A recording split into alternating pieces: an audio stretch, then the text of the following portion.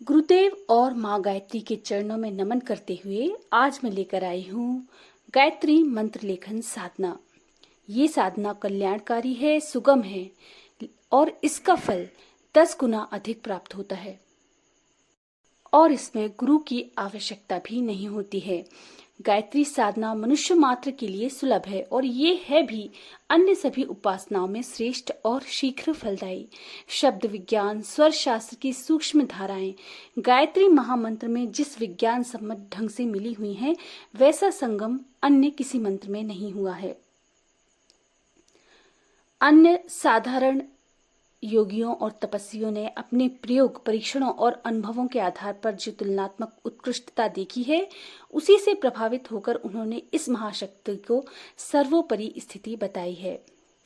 देव्योपनिषद, स्कंद पुराण, ब्रह्म संध्या, भाष्य, उष्णः संहिता, विश्वामित्र कल्प के पन्ने गायत्री जप की महिमा से भरे पड़े हैं। देवी भागवत में तो एकमेव भगवती गायत्री की माया का सुविस्तृत वर्णन है।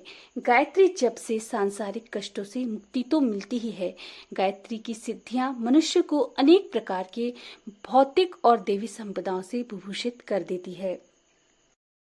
जहाँ उसका इतना महत्व और पुण्य प्रभाव है, वहाँ कुछ नियम, बंधन और मर्यादाएं भी हैं, जिसका अर्थ है दो पहरों के संधि काल में की गई उपासना अर्थात गायत्री उपासना के परिणाम सुनिश्चित करने के लिए नियमबद्ध जप उपासना भी आवश्यक है। आज की परिस्थितियां ऐसी हैं कि हर किसी को प्रातः साय का समय जप के लिए नहीं मिल पाता है। किसी की रात की ड्यूटी रहती है और महिलाओं को देर तक बैठने की व्यवस्था नहीं होती है। मनीषियों ने उस कठिनाई के समाधान के लिए मंत्र लेखन साधना का मार्ग निकाला है, जिसमें आजीविका के बंधनों के कारण या ऐसे ही किसी कारणों से जिनकी व्यवस्था ना हो सके, वे गायत्री मंत्र लेखन करके अपना आत्म कल्याण कर सकते हैं। इसके लिए पृथक उपासना ग्रह, वेशभूषा, स्थान वाली मर्यादाओं में छूट रखी गई है। पवित्रता के आधार का परित्याग तो नहीं किया जा सकता, पर स्वच्छता पूर्वक कहीं भी किसी भी समय बैठकर कोई भी मंत्र लेखन साधना वैसी ही शास्त्र सम्मत और फलदायी बताई गई है। मानवो लभते सिद्धि कारणाद् दुज जपस्वे जपनो मंत्र लेखस्य महत्वम तुम वशिष्यते। अर्थात जप करने से मनुष्य को सिद्धि प्राप्त होती है, किंतु जप से भी मंत्र लेखन का विशेष महत्व है। एक अन्य श्लोक में कहा गया है, यज्ञ से मंत्रों को प्राण आते हैं, जप से मंत्र जागृत होता है और लेखन से मंत्र की शक्ति आत्मा में प्रकाशित होती है। अन्य श्लोक में कहा गया है, साधना से सिद्धि के अनेक मार्ग हैं, इसमें भी मंत्र लेखन ही विशेष श्रेष्ठ है। यदि श्रद्धा पूर्वक शुद्ध मंत्र लिखे जाएं, तो जप से 10 गुना फल अधिक देते हैं। प्रतिदिन श्रद्धा पूर्वक गायत्री मंत्र के लिखने से वेद माता गायत्री साधक पर अति प्रसन्न होती हैं।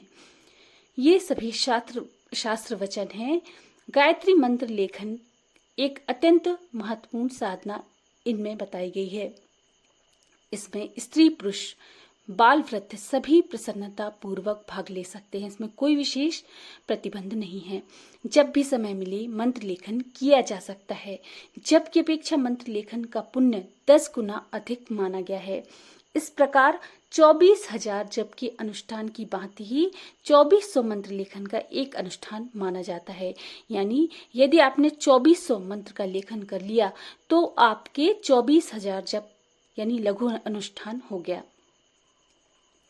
मंत्र जप के समय हाथ की माला के मन के फिराने वाली उंगलियां और उच्चारण करने वाली जिह्वा ही प्रयुक्त होती है, किंतु मंत्र लेखन में हाथ, आंख, मन, मस्तिष्क आदि अवयव व्यस्त रहने से चित्त वृत्तियां अधिक एकाग्र रहती हैं तथा मन भटकने की संभावनाएं अपेक्षाकृत कम होती हैं।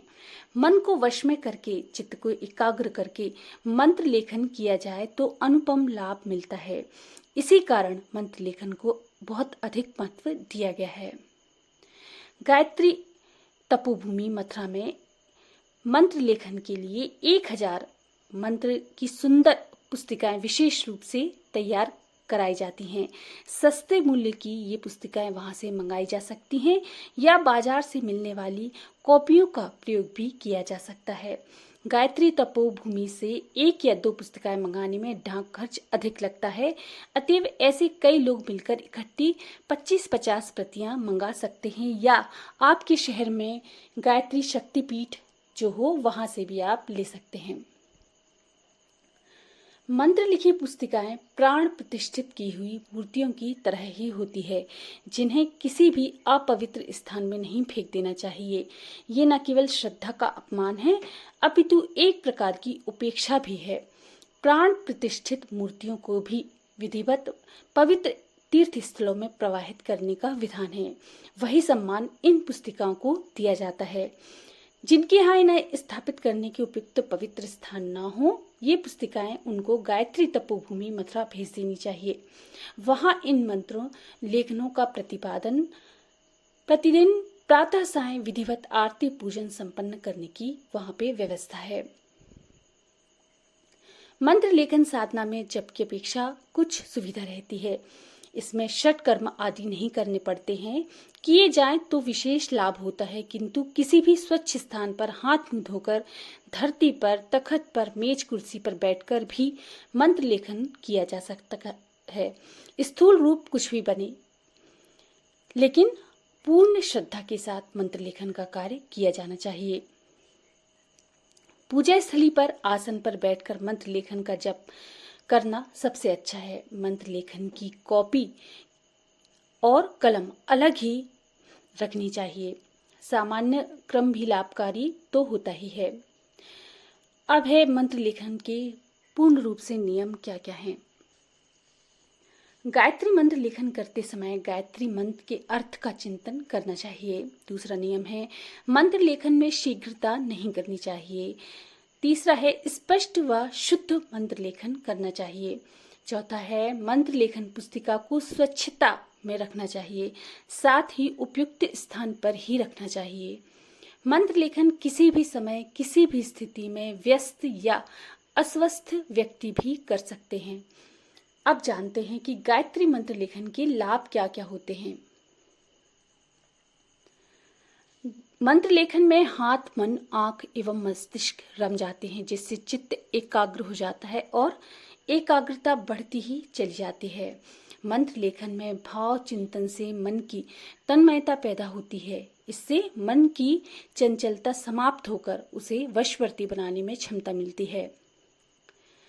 इससे आध्यात्मिक एवं भौतिक कार्यों में व्यवस्था व सफलता की संभावना बढ़ जाती है। मंत्र के माध्यम से ईश्वर के असंख्य आघात होने से मन पर चिरस्थायी आध्यात्मिक संस्कार जम जाते हैं, जिनसे साधना में प्रगति व सफलता की संभावना सुनिश्चित हो जाती है। जिस स्थान पर नियमित मंत्र लेखन किया जाता है, उस स्थान पर साधक के श्रम और चिंतन के समन्वय से उत्पन्न सूक्ष्म शक्ति के प्रभाव से एक दिव्य वातावरण पैदा हो जाता है, जो साधना के क्षेत्र में सफलता का सेतु सिद्ध होता है। मानसिक अशांति, चिंताएं मिटकर शांति का द्वार स्थायी रूप से खुल जाता है। मंत्र योग का यह प्रकार मंत्र जप की अपेक्षा सुगम है। इसमें मंत्र सिद्धि में अग्रसर होने में सफलता मिलती है। इससे ध्यान करने का अभ्यास सुगम हो जाता है। मंत्र लेखन का महत्व बहुत है। इसे जप की तुलना में 10 गुना अधिक पुण्यदायी माना जाता है।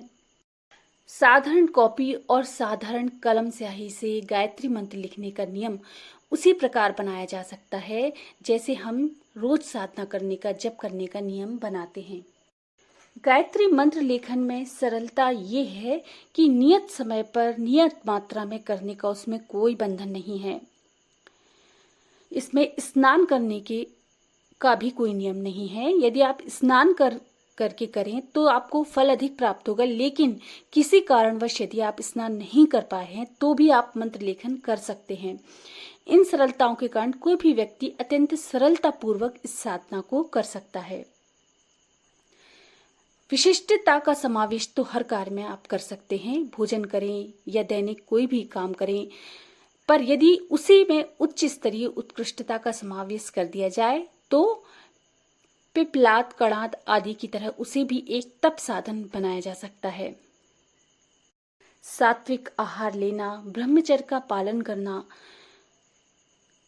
इन नियमों को भी आप मान सकते हैं।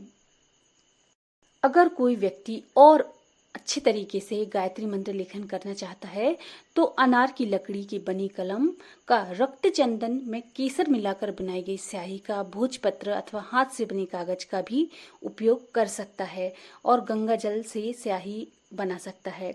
लिखते समय मौन रहा जाए, पद्मासन या सिद्धासन में बैठा जाए, स्नान एवं शुद्ध वस्त्र धारण करके ध्यान किया जाए, मंत्र लिखा जाए।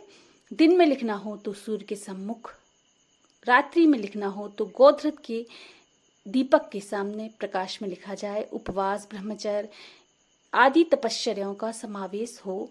ऐसे विशेष नियमों का पालन करते हुए मंत्र लेखन की साधना भी तप साधनाओं के समान किए गए पुरुष चरणों की गणना में ही आते हैं।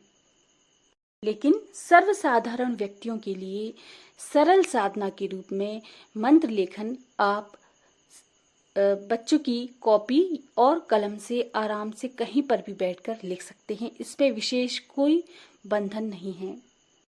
गायत्री की विशिष्ट एवं सफल साधना के लिए तपस्वी एवं अनुभवी गुरु की तलाश करनी पड़ती है। वह व्यवस्था ना बन पड़े तो अभीष्ट सत्परिणाम में भी कमी रह जाती है। मंत्र लेखन में वैसी कोई आवश्यकता नहीं है। उसका शुभारंभ बिना किसी मार्गदर्शक या गुरु की सहायता के स्वेच्छापूर्वक किया जा सकता है। इसमें नर नारी, बाल वृद्ध, रोगी निरोगी, जाति वंश जैसा कोई बंधन नहीं है। रूढ़िवादी लोगों की दृष्टि से भी किसी तरह का जाति बंधन भी नहीं है। इसमें कोई प्रतिबंध नहीं है। उच्चारण की जैसे मंत्र में शुद्धता रखी जाती है, वैसे ही जब आप गायत्री मंत्र लेखन लिखें तो शुद्ध रूप में उसमें लिखना चाहिए। जब हम मंत्र का जाप करते हैं तो उसमें उच्चारण की शुद्धि का अभ्यास करना पड़ता है। साधना गुरु के द्वारा कराया जाता है, लेकिन मंत्र लेखन में ऐसी कोई आवश्यकता नहीं है। लेखन में अक्षर शुद्ध हैं या नहीं है ये तो ध्यान रखना पड़ता है। इसके अतिरिक्त और कोई झंझट उसमें नहीं है। अक्षरों की अशुद्धि ना हो इसके लिए छपी मंत्र लेखन कॉपियों में ऊपर की पंक्ति सही छपी होती है। उसकी नकल करते चलने में अक्षरों की अशुद्धि की भी आशंका नहीं रहती है। मंत्र लेखन में सबसे बड़ी अच्छाई ये है कि उसमें सब ओर से ध्यान एकाग्र रहने की व्यवस्था होती है। इसके कारण लाभ अधिक प्राप्त होता है। जब में केवल जिह्वा का ही उपयोग होता है और यदि माला जपनी है तो उंगलियों को काम करना पड़ता है। ध्यान साथ साथ ना चल रहा हो तो पेन इधर उधर भटकने लगता है, किंतु मंत्र लेखन में सहज ही कई इंद्रियों का संयम निग्रह बन पड़ता है।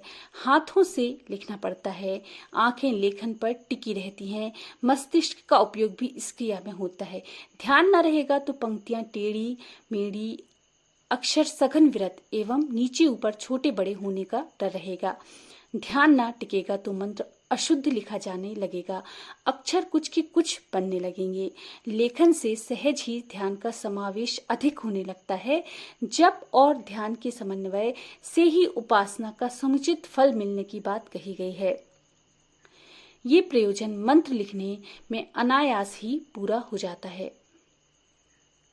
गायत्री मंत्र लेखन के नियम बहुत सरल हैं। इसमें किसी प्रकार का कोई बंधन या प्रतिबंध नहीं है। कोई भी व्यक्ति गायत्री मंत्र लेखन कर सकता है। इसमें जाति का भेद भी नहीं है।